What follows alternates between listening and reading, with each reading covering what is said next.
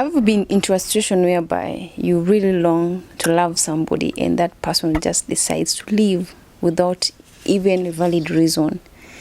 And at times you look at into your situation and you feel like you need somebody most.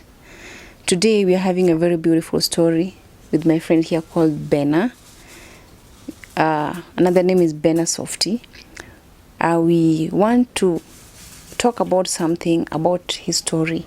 And the story is very much inspiring about our life today.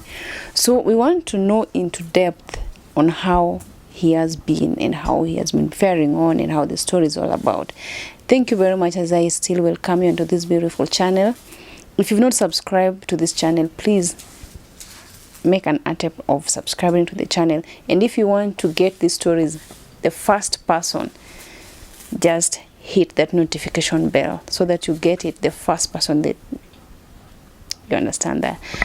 Okay, we want to get into the story without saying very much words. We want to get into this story so that we know much more about my friend whom we are having today. Bena, how are you? Uko salama? Kabisa. Uko salama kabisa? Kabisa. It has been like tumekuwa tukiongea na wewe kwa simu, but luckily enough today I've met you. I'm very much humbled. Otherwise, tell us more. We want to know Bena ni nani, tujue mambo mengi kuhusu whatever has been happening in your life.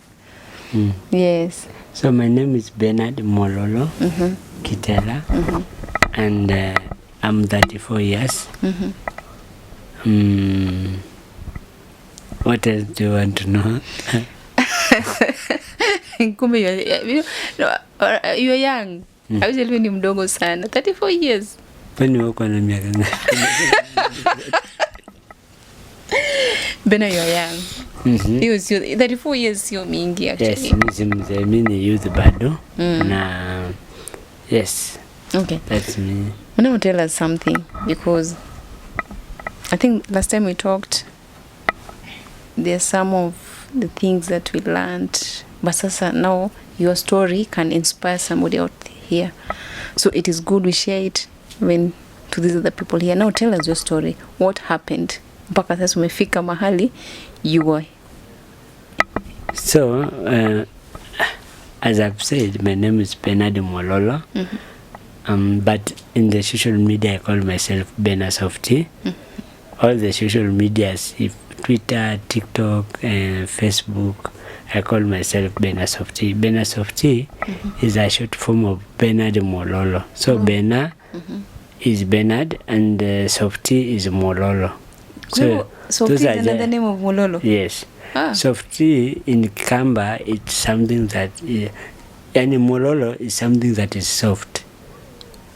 Oh, yeah, so that's why I call myself Bena Softy. Okay. Instead of Bernard Mololo, you yote tunaita Bena Softy. Oh. Yes. Okay, that is so nice. I'm HIV positive. I was born HIV positive. I'm an orphan. So I've lived with HIV for 34 years. 34 years? Yes. Wow. Yeah, that is so... 34 years? Yes. You know, you might even go back and check yourself and you find yourself that you are free. We are praying for that day. When the cure comes. But tukiwa na ARVs, tunakunywa tu ARVs, tushazoea. I don't know how to live negative. I only know how to live positive. Mbona unashtuka? Not even kushtuka, like you do not know how to live negative. I don't know that. I know how to live positive. Meaning you were born with HIV. Imagine you don't look like one. But anyway, we say glory to... Yeah, true. Ni Mungu. And it is at the same time, it is good to accept yourself.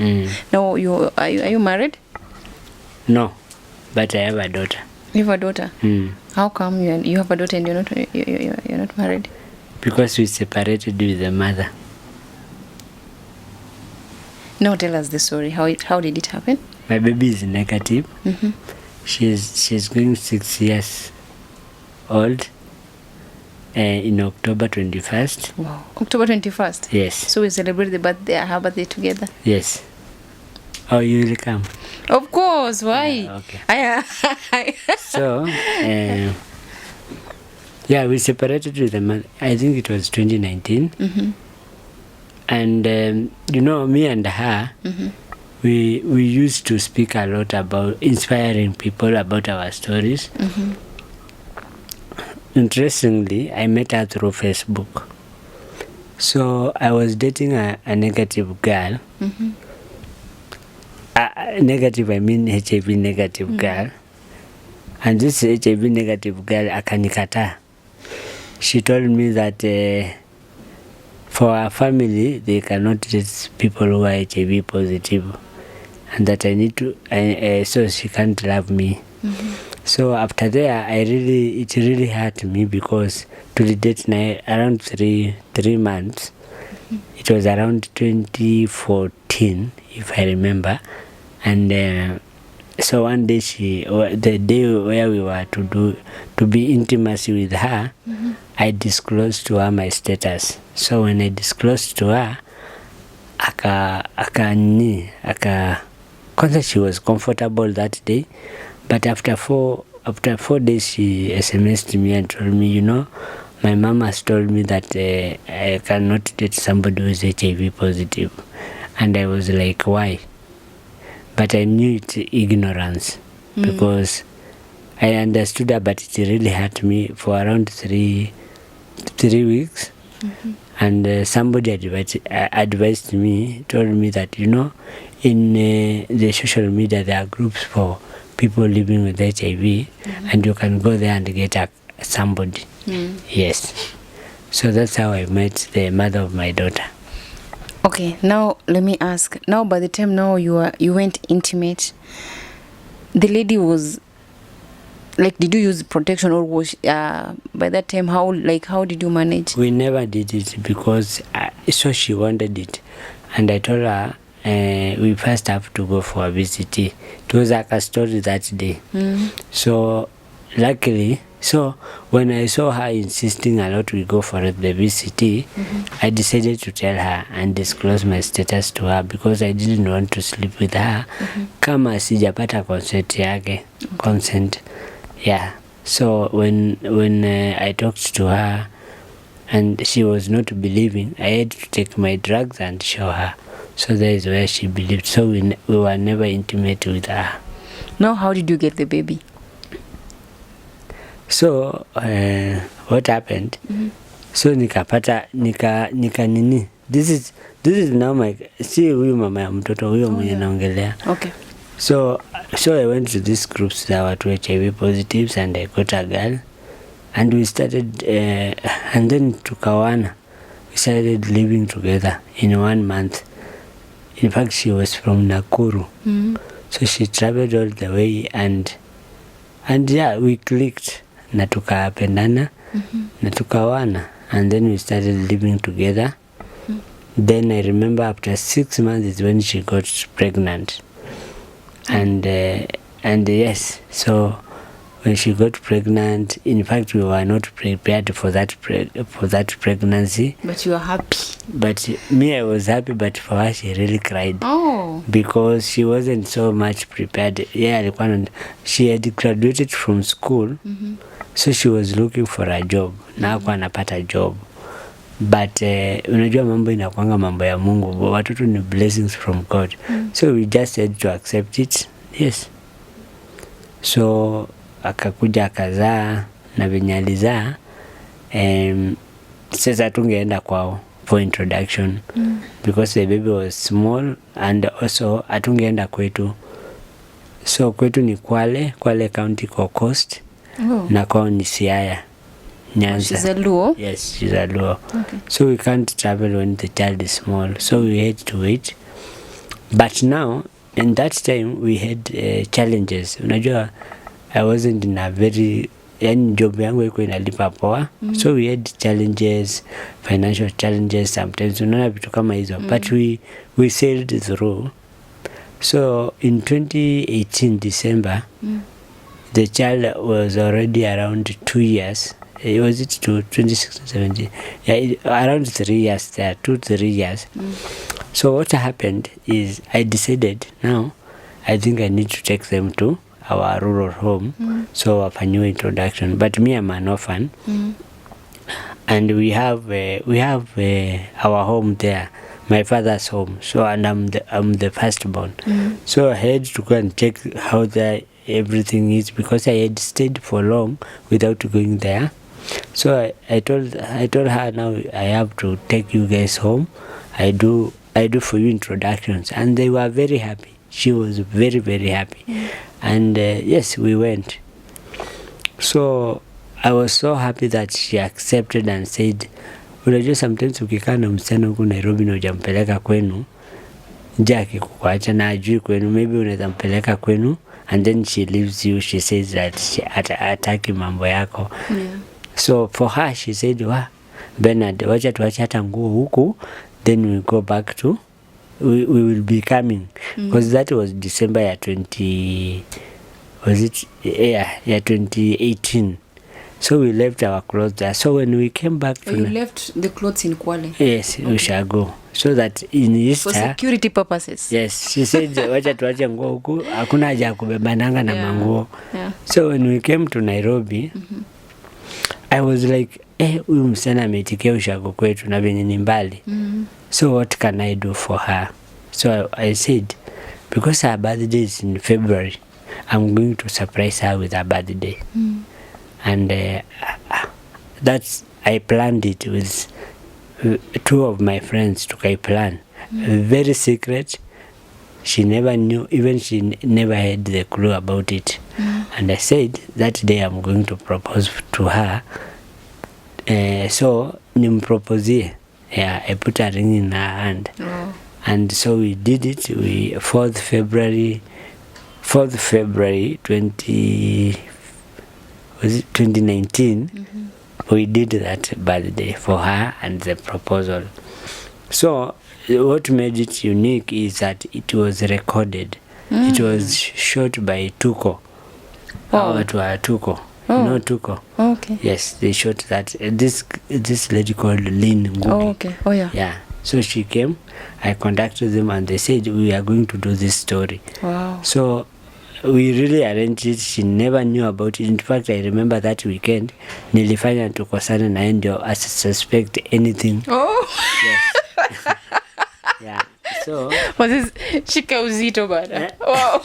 Yaani unakosana na msichana ili asijue kitu. Unajua obviously nilikuwa najua nikikosana na yeye hata niongelesha. And I planned with with my sister. Now my sister should call her, aende kwake, and then watu wakuje, aende asubuhi mapema. Because I knew sasa juu tumekosana, when my sister calls her, she will go, ndio aende akaseme mshene huko venye nimemkasirisha. So that was my plan. So venye alienda, the people who were to cook wakakuja kwa nyumba hiyo asubuhi. By 8 a.m. nilikuwa nimehakikisha yuko kwa hiyo nyumba. So akaenda kwa sister yangu Kawangware, wakaenda wakakaa huko. Then around 11:30 people came, wakapika nini, watu wa Tuko wakakuja, wakaset the cameras all around the house. Tulikuwa tunaishi kwa nyumba kama bati. So wakaset cameras and everybody was ready, and then I called them, I told them to come. So when she came to the house, she was like, wow, she even cried. That video is in Tuko. When you see Tuko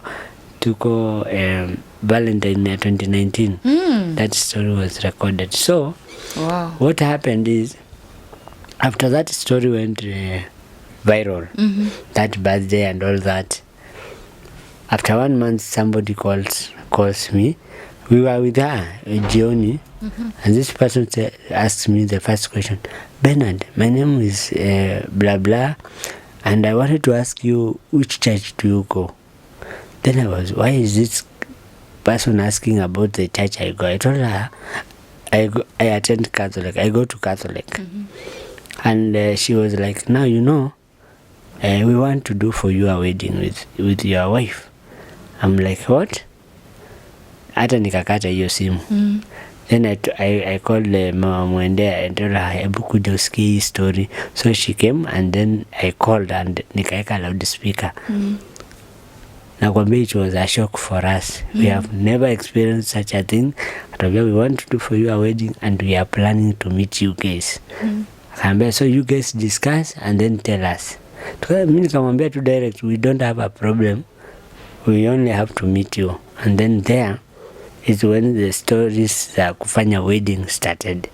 We met a lot of people. These guys were not offering money, they were offering services. Like kama yes. So for them it was about it's called pro bono wedding, where it's like a CSR yenye wanafanyia mtu hivyo. Mtu anakuja hivi mwingine exactly. Na unakuja na services kama wewe ni wa tent, kama wewe ni wa flowers, kama wewe ni wa magari hivyo. And we met these guys and we started planning. Now I couldn't marry the girl kama hatujaenda kwao kulipa dowry and all that. So what happened is so we needed to organize to go kwao. I didn't have money, na unajua kwenda huko sasa ni pesa. Needs far. Yes. So we had to arrange that kwenda kwao na vitu kama hizo. And then we were given 3 months only to prepare for everything. So these guys were like, hatutafanya stories za wedding alafu tufanye za dowry. So dowry Bena ujipange. Unaona? I never had money, so I had to look for a circle yenye nakuanga nayo job. So the only money I could access there was 40,000. 40,000 ingetosha. So I had to look for some friends to support us, my family members. So my relatives were not so supportive about that. We tukaenda kwa aye kwao. And I never even had enough money, unaona? And for her, she knew what I did. Yokubete. But you see, sikubet juu nataka ni juu ya situation. Unaona? There are things you can do because of the situation that you are in. Unaona? The love you have for the lady. Exactly. Like ningeamua hiyo pesa niende hata nifanyie kitu yangu, nibai manguo, nifanye vitu zangu tu. Unaona? But I'm doing this because like I'm so stressed. I don't know. Nilikuwa hata nikienda huko ungeniona tu najua tu kijana ako stress. But now these family members, when Grace na yeye, the mother of my daughter, so unaweza kuwa na stress and you tell your brother or your mom or dad, unawambia niko na hii stress. Instead of them helping you, they now start kuchocha wewe wakikwambia no, usifanye hivi na hivi na hivi, unaona? So we came back to Nairobi vizuri sana. And I never knew they knew that story. Sorry, so meaning you went for the... We went for okay. We went, but we hata tulipokelewa poa, but you could see in the discussions, these people are not willing to kuna their daughter. Unaona tu kuna kitu, but you cannot fix the dot. So when I came to Nairobi, the girl came the following day because alikuwa achwe arudishe vyombo and all that. So she came. Then when she came, sasa si tunaendelea, so nimeambiwa nitafute tulikuwa tunafaa twende back kupeleka dowry. Unaona? So I had now again to start looking for another money for dowry. But sasa hiyo nilichukua advance. So I had taken an advance. So I told her, juu nimechukua advance wache ikikelea. In fact, I went to see my director when you are to employ. Hakikisha imetoka haraka because people were really eager to see that wedding happening. Let me tell you, after that, so my service provider, so tukakaa na yeye 1 week. Hakukuwa na shida yote, we were laughing everything. Hey, so one day I went to work. I remember very well. It was on 27th May 2019 on a Monday. I went to work. Na tukaachana vizuri sana kwa nyumba. Benye nilirudi home at around 5. Nikakuja, nikakaa. So yeye nikapata hajafika kwa nyumba because yeye alikuwa anarudi around 4:30. So mimi saa zingine nikipata naona labda kazi yake iko mobo huko. Then nikakaa ikafika 6. Mtoto tulikuwa tunapeleka daycare. Nikasema so unajua daycare ikipita hiyo time mtalipa extra money. So nikasema wacha niende mtoto juu daycare iko hapo tu karibu. Kwenda mtoto naambiwa mtoto leo hajaonekana huko kwa daycare. I'm like okay, so nikakumbuka kuna daycare nyingine watu napeleka, but before niende kwa hiyo daycare nikasema na mbona hakuniambia, juu yeye lazima ataniambia, na mbona hata hakuni-SMS. Na asubuhi kitu saa ile nilimcall, I was telling her to call her uncle, amwambie next Saturday nimepata pesa, next Saturday tutaenda kwao, and she was like ni sawa Bena, nitamwambia. So I was like so I called her, akamteja, kumpigia akamteja. Then I decided wacha ni call one of our colleagues mali alikuwa anafanya kazi. Kupigia akaniambia leo hatujaona mama Mwende, leo hajaingia job. Nikamuuliza kwa nini, akasema si alituambia ati yeye ni msiki. Akamuuliza msiki, mtu mwenye niliacha asubuhi tulikuwa naye tukicheka. And I was like so hapo nikasense kuna kitu. So I went back to the house. Hii nyumba ikai kama kuna kitu imetolewa hapa.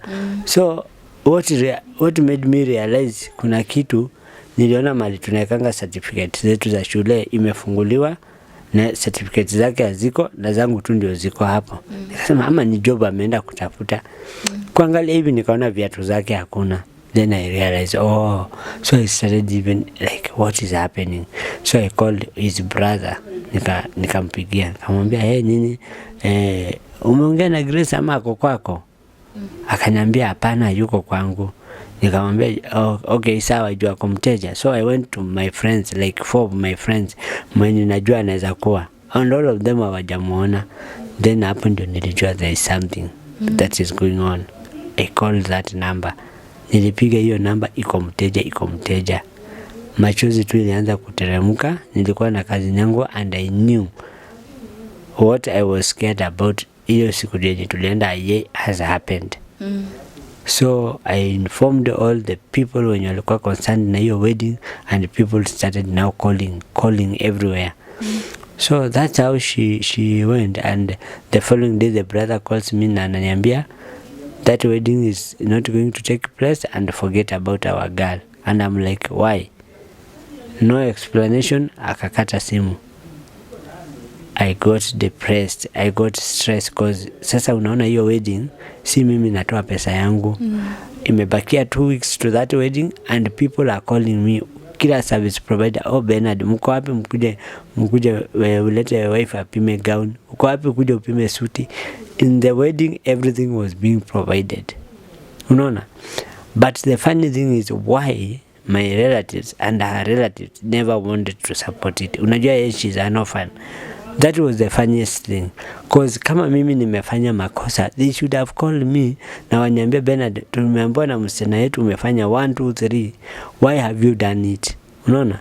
But nobody called, like hata wakupigia hao wazee wenye nilienda na wao waambie. Unaona? So it was just something fishy, selfish, and iko na kitu yenye wivu tu yenye iko hapo. Unaona? Just because people do mistake doesn't mean those people are defined by the mistakes they do. Unaona? Just because somebody ati ameenda akafanya kitu mbaya doesn't mean that. Maybe this always jua, mimi I was struggling to get money because I want to make sure this girl is happy. But somebody somewhere takes it negative na anaiweka inakuwa kitu yengine yenye, like it's like you are the worst person in this earth. If I was the worst person, why did I do for her the wedding, the proposal, the birthday? Why did I do it? Now let me ask you, until like up to now, is there anybody out here that have told you the mistake that you did? One thing, after 3 niliingia depression mpaka and my people started telling me, Bena, I really loved this girl. So my people told me, Bernard, you know what? Tafuta msichana mwingine uoe. Atawezi acha hiyo opportunity iende hivyo. So what we did, we postponed the wedding because the people wenye walikuwa nafanya hii wedding wako online. Hata labda wengine wataona hii story. All of them, they follow me what I do. There were 31 companies. 31. Huyu ni wa flower, huyu ni wa gown, huyu ni wa suti, huyu ni wa magari, huyu ni wa music, huyu ni wa hivyo. Ilikuwa hivyo. So so these people, hawa watu wangu wakaniambia like Bernard, ati mtu akiachwa ana move on, unapata msichana mwingine na unaoa. So in that process, sasa Mama Mwende called me and I was like, so why did you go? Because hiyo ni after 3 months akiwa amenizimia simu. Akanipigia akaniambia wewe kazi yako ni kubet, kazi yako sijui ni nini. Nikamuuliza, Mama Mwende, is that the only thing yenye imekufanya ukatoka kwa hii marriage? Because if it is that, I think somebody lied to you, because I was doing it for you. Nilikuwa naifanya because I love you and I want, lakini mistakes ufanyika. You could have, why did you not call me uniambie? Mimi sikukufukuza, me I'm doing all these things. Akaambia wewe kili yako tu inafikiria tu stories za wedding. Let me tell you, I told her I have never called anybody kumwambia tufanyie wedding. You have never called anybody. These guys came themselves. So you should not blame me when I'm concentrating. And this is a good thing. Me and you, we are a good story. Unaona? And people love that inspiration. But our family members don't see that. Wao wanaona, the main reason I always know why they did that, it's because we went public with our status. Unaona? So wanaona familia zao huko zitaingiliwa. Kumbe hii familia inakuanga na mtu wako huko. Let me tell you something. In Kenya, we have 1.5 million people living with HIV. We want to give those people hope. Unaona? Watu wengi wanastigmatiziwa. Ukiangalia Kenya, wale wenye wanaongea kuhusu status zao, there are only 15 people. Unaona? A lot of people wamejihide. Na sisi, but these family members wanaona ni kama tunawaibisha. Unaona? So that is what happened. She went. Mi nilipelekwa mpaka kwa psychiatrist. Nilikuwa na nikapewa dawa ya, I remember 1 week nilikunywa antidepressant. Nikadiagnosewa na bipolar 2. Bipolar 2, sasa hiyo ikoaje? What is bipolar that? 2 is a type of depression. Depression iko na stages 3. Depression ya kawaida ile ya stress. Then ikikuwa kidogo ikiendelea kukua inakuwa inaitwa bipolar 1. Then kuna bipolar 2. Then kuna manic. Manic ni yenye unaweza pelekwa Mathare. So you were almost close to that. I was now bipolar 2. So ningeenda 3 alafu sasa niende manic. Oh, Paul. So psychiatrist mwenyewe tu aliniambia, Bena uko na depression. Because that day I wanted to commit suicide. Yes, I wanted to throw myself because niliona, ushaiona umefika stage. Kwanza everybody says you are the reason why the mother of your daughter went. Unaona? And number 2, wanakwambia wewe hata sasa umekuwa useless sasa. So unatembeanga tu hivyo, aujui kwanza venye mimi napenda mtoto wangu. Aujui mtoto yako wapi, na mimi bado napenda huyo mama. Sijui yako wapi. So unaona hizo vitu zote. And nobody is understanding you. Everybody, wewe umefanya. Nobody is sitting with you down akwambie Bena share what is happening. Unaona? So I went at that and ikakuwa mbaya sana. I remember nilikuwa hata nakaa hivi siogi. Nywele imekuwa kubwa, mandevu zimekuwa, I don't even care. But you didn't forget to take the ARVs? No, that one I've never forgotten. Okay. And another thing, thank God I don't drink pombe, sigara. I don't do all those things. Kama ningekuwa hizo vitu nafanya, singekuwa sahihi. I'm telling you, but because of the God's grace, neema ya Mungu, I survived all that. And let me tell you, I survived all that because it is not people who define who you are. And let me tell you, Mungu anaweza kuweka kwa shimo fulani to mold you to become something else you have never seen in your life. Sure. And that is right now, that is always what I believe. And anybody who knows me, they can tell you this guy ni mtoto wa Mungu, because you can see the growth in it. Unaona? And one thing I want to say very clearly, I do not hate the mother of my daughter. I respect her, I love her, and I always, because she gave me a child. There's no way I can love my daughter as in nanichukie mama yake. I don't hate her, but we are separate. Tuko separated. It is separation. It is not me. it is her and her people waliamua. So I would never want my daughter to ever think it is me. What I wanted, it is the best for the three of us. And that remains like that. But watu wako na wivu, and I want to tell her, because maybe she will watch this story, sometimes you have to stand by your own and make your own decision. And let me tell you, when God says it's you and it's you, nobody can say no. No matter where they go, no matter what they do, no matter how much hatred unaweka kwa mtu, it will never happen. The God, yani Mungu, mambo ya Mungu will stand mambo ya Mungu. And the reason I'm saying that, I respect her decision, but at least yeye uallow sisi tunalea mtoto wetu. Unaona? Yes. So do you think right now if she comes back, do you think you can accept her? I've told her so many times to come back. I don't hate her, by the way, because I know it's not her.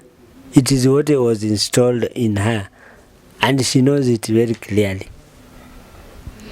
Guys, at times it's very much hard to find a man like this. Like, you can even decide to leave your family and he accepts again that you might come back. Oh my God, this is so nice. Like, it is just nice of you. Wacha nikwambie kitu. If you have ever grown an orphan, you'll never want your child to pass through that. It is a painful experience. And it is because of what you have passed. Let me tell you, I always tell her, the fact that niliona tumefanyiwa hivyo, nobody will ever love that child like me and her. Even ndivyo mimi mwambia, nobody, all these people surrounding us, itachukua tu God's grace. Kama wao wenyewe sisi tuko hai na hawezi to support things. Wacha nikwambie, just because mtoto amekosa doesn't mean that huyo mtoto hawezi mkalisha chini umrekebishe. That child will always be your child. Unaona? Yes. So that is what happened. Now, that is what happened that time. And yes. Actually, I'm very much humbled with the story because, you know, some people, you might find some other ladies out here, they can even start a relationship even before the engagement happens. Even men, actually, they usually leave. But now your case, you're really clinging onto this. That is so good to hear such kind of a thing. Actually, I'm very much pleased to hear such kind of things from a man. Getting such kind of man right now is very much hard. I'm very much humbled. You know, it's a very inspiring one. Now, as we speak right now, do you know where the mother is? Yes. And do you usually communicate? Sasa ni hii midterm ilikuwa lini? Si nimekuwa na mtoto, nimemrudisha today is Tuesday. Nimerudisha mtoto on Sunday to her mom. So by the time now you are taking back the kid, do you usually even talk about the marriage thing, or you just drop the child? Yeah. No, I gave her time. I told her the day you will be ready to tell me, because I told her that, na yeye akasema let me think about it. Unajua, wacha nikwambie kitu moja. Hii dunia watu wanafungwa na vitu mingi, na unaweza instiliwa hate where there is no hate.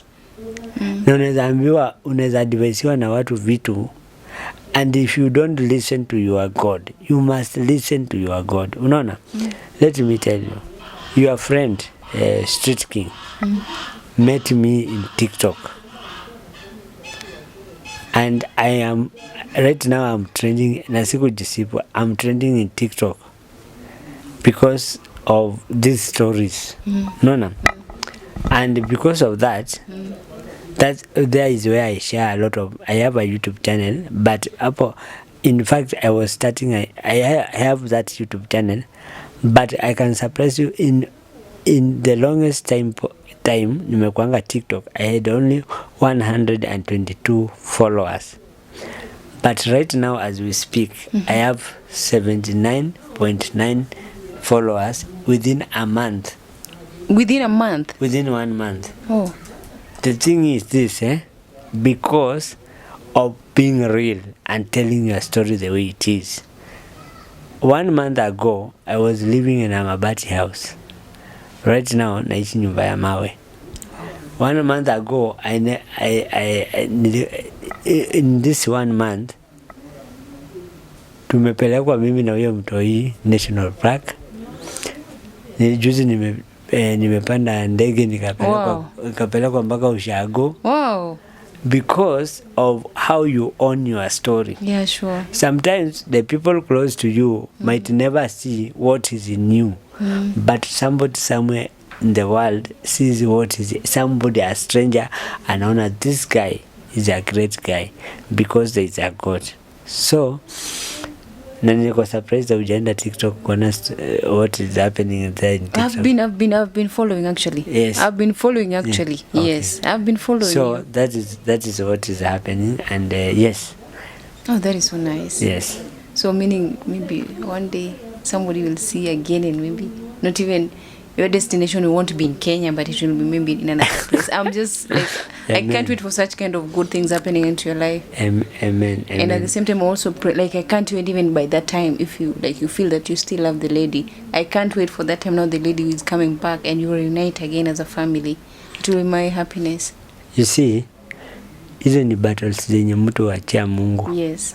There are battles that you cannot fight, and there are people in this world who, wacha nikwambia, kuna watu wanangojanga tu fail so that they have something to talk. But when God takes the center stage of everything, then everything becomes beautiful. And when it becomes beautiful, it happens. So these stories, I leave them to God. Let God fight the battle. It is his battle. That is what I can say. As we finish, I just want to ask a very personal question. I don't know whether it is personal. Ulifanya course gani? Information technology. My friend, you are so eloquent. That one I have to. Eloquent, how? Like you're good. Talking. Yes, you're so that one I have to say. Yeah, I love how you. So if that lady did not see that, I can tell you someone outside there can see that. She's so eloquent than me. Pass any information. I mean, just tell her something on the camera, because for me there is nothing that I can see. That just pass whatever you can tell that lady out there. Just tell her. It is your. The only thing I can tell her. Just tell. Assume she's there. Just. Mama Mwende. The only thing I can tell you: listen to what God wants in you, not what people want. Don't be defined by people. You need to find your purpose, and you need to find who you are.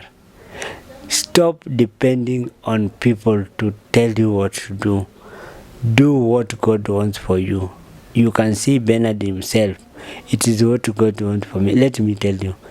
Kama ningekuwa nafanya venye watu wanataka, sahi ningekuwa nimeshaoa.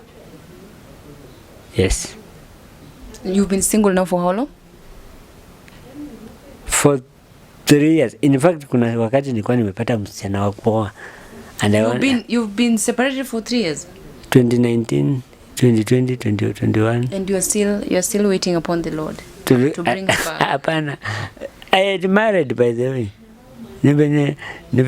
My story is very interesting. Nilimarry for 2 months. Huyo msichana akachukia mtoto wangu nikaachana na yeye. If you come to my life and you don't love my daughter, go away. My daughter is my first priority. You married after Mama Mwende? Yeah, hata hiyo si marriage. Kuna mtu aliniambia that is not marriage. That is pass by. ya kutoa kiu.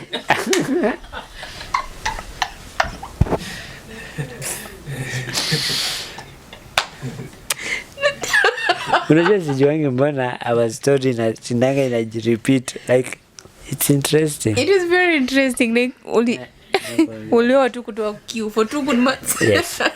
Wow. And that lady went. Yes. Wacha nikwambie, the reason is I never. Unajua sasa mmesha rip camera. Continue.